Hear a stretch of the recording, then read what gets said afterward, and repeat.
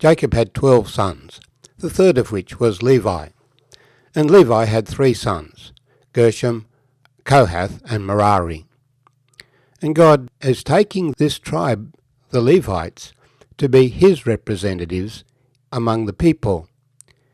When they came out of Egypt, the Lord slew the firstborn of Egypt. But the children of Israel had killed a lamb, which died in place of the firstborn. And in this way the Lord sanctified the firstborn of Israel to himself. But what he now says is, I will take the tribe of Levi in place of the firstborn from among all the tribes. And so the tribe of Levi shall be mine.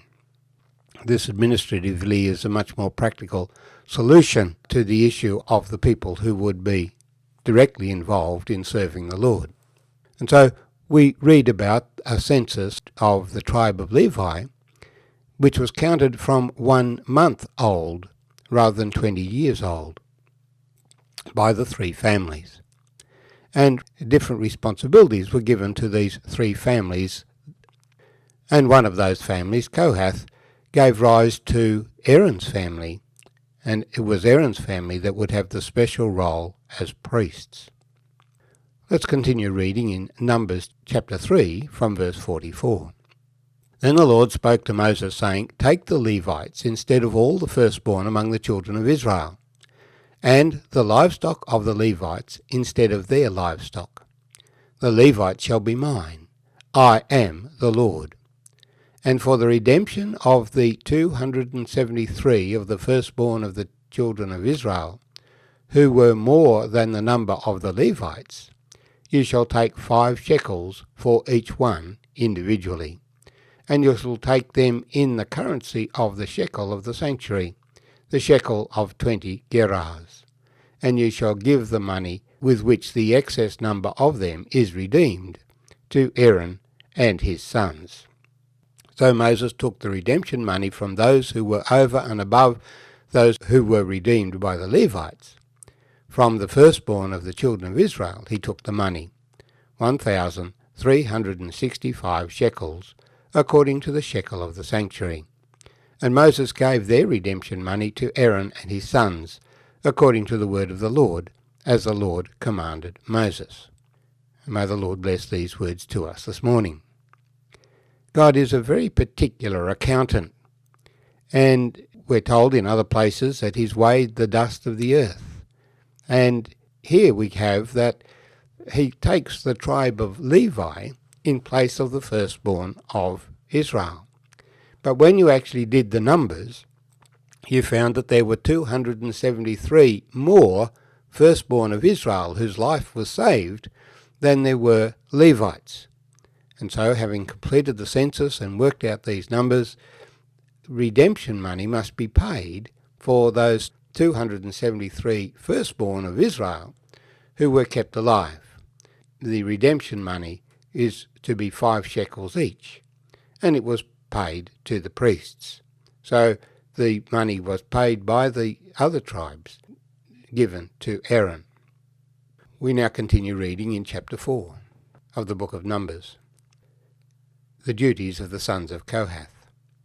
The Lord spoke to Moses and Aaron, saying, Take a census of the sons of Kohath from among the children of Levi, by their families, by their fathers' houses, from 30 years old and above, even to 50 years old, all who enter the service to do the work of the tabernacle of meeting. This is the service of the sons of Kohath in the tabernacle of meeting, relating to the most holy things. When the camp prepares to journey, Aaron and his sons shall come, and they shall take down the covering veil and cover the ark of the testimony with it. Then they shall put on it a covering of badger skins, and spread over that a cloth entirely of blue, and they shall insert its poles. On the table of showbread they shall spread a blue cloth, and put on it the dishes, the pans, the bowls, and the pitchers for pouring, and the showbread shall be on it. They shall spread over them a scarlet cloth, and cover the same with a covering of badger skins, and they shall insert its poles, and they shall take a blue cloth, and cover the lampstand of the light with its lamps, its wick trimmers, its trays, and all its oil vessels, with which they service it. Then they shall put it with all its utensils in a covering of badger skins, and put it on a carrying beam. Over the golden altar they shall cover a blue cloth, and cover it with a covering of badger skins, and they shall insert its poles. Then they shall take all the utensils of service with which they minister in the sanctuary, and put them in a blue cloth, covering them with a covering of badger skins, and put them on a carrying beam. Also they shall take away the ashes from the altar, and spread a purple cloth over it. They shall put on it all its utensils with which they minister there, the firepans, the forks, the shovels, the basins, and all the utensils of the altar, and they shall spread on it a covering of badger skins, and insert its poles.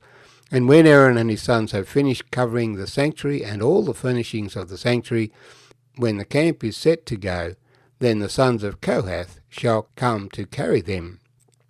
But they shall not touch any holy thing, lest they die.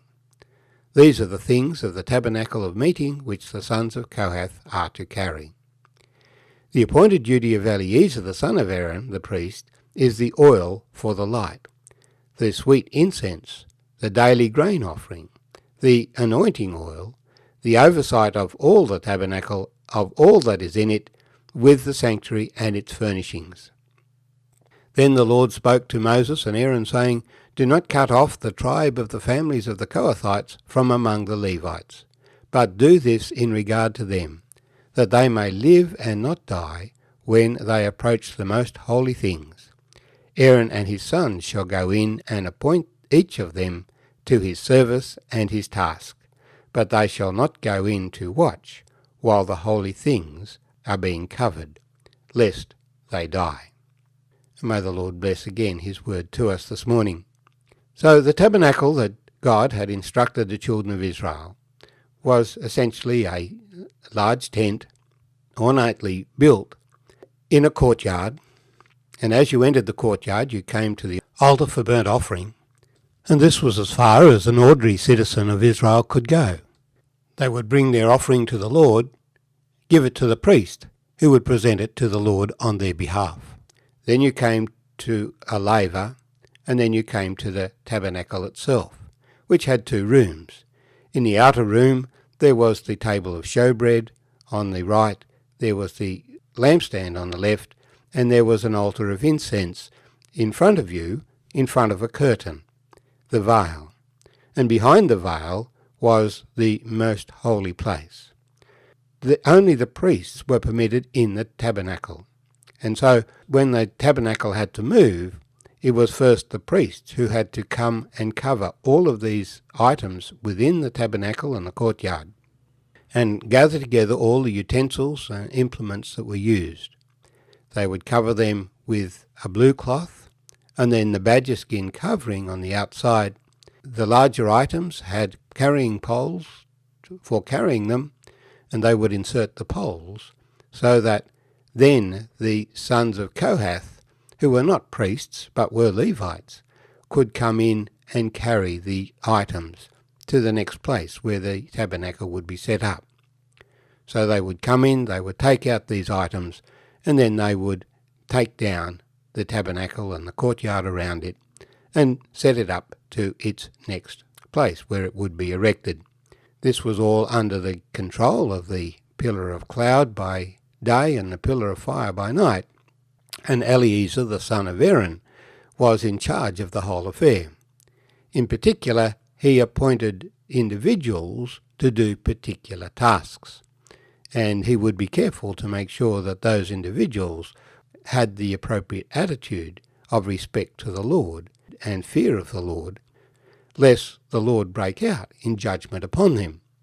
For the Lord is a jealous God, and those who do not respect him he would bring into judgment. The priests were from the tribe of Kohath, but they were a distinct family within it. There is much emphasis placed on the holiness of God's dwelling place. Today, we are told we are the temple of the living God, and those who despise that temple will also come under God's judgment.